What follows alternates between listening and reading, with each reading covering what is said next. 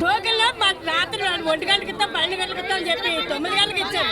టోకెన్లు అయిపోయి పోనీ మామూలు దర్శనం ఫ్రీ దర్శనం చేసుకుందాము 18 దాకా దర్శనం ఉందన్నారు. ఆ దర్శనంకి వస్తే టోకెన్లు లేవు, ఇప్పుడు వెళ్ళడానికి వీల్లేదంటారు. రిజర్వేషన్లు పోతున్నాయి, దర్శనమే లేదు. ఇప్పుడు మేము ఏం చేయాలి? వెనక్కి తిరిగి వెళ్ళడానికి కూడా లేదు. దేవుని చూడకుండా వెళ్ళకూడదు. ఏం చేయమంటారు చెప్పండి? కొండెక్కితే దేవుని చూడకుండా వెళ్ళకూడదు. ఇప్పుడు ఏం చేయాలి మనం? రాత్రి 8:30కు 9కు వదిలేశారు. మేము కిందకి వెళ్ళే వచ్చాం. టోకెన్ లేవంటున్నారు. వైకుంఠానికి చెడ్డాం, మామూలు దర్శనానికి చెడ్డాం.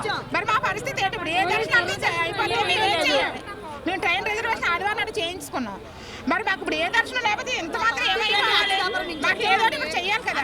2:30కి ఇస్తానన్నారు దర్శనం టికెట్లు. అలాంటిది నిన్న 8:30కి రాత్రి 8:30కి ఇచ్చేసారు. ఇప్పుడు ఫ్రీ దర్శనం లేదు. కింద సంవత్సరం ఇవ్వాలని వెళ్ళాం ముందు రోజున.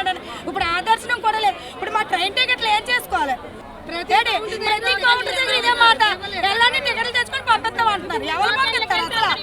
ఏంటి దేనికొచ్చి వాడుకోవడానికి కదా? అంతే ద్వారాలు డబ్బులు కట్టుకుని దేనికొచ్చి దేవుడి దర్శనానికి కదా. దర్శనాలకి రావద్దు ఎవరును. మేము డబ్బులకి అమ్ముకుంటున్నాం, 1000కి 2000కి అమ్ముకుంటాం.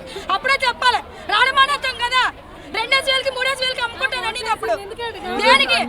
ఎప్పుడు లేదు. ఈ సంవత్సరం ఇలాగా, కిందటి సంవత్సరం అలాగే చేస్తారు, ఈ సంవత్సరం అలాగే.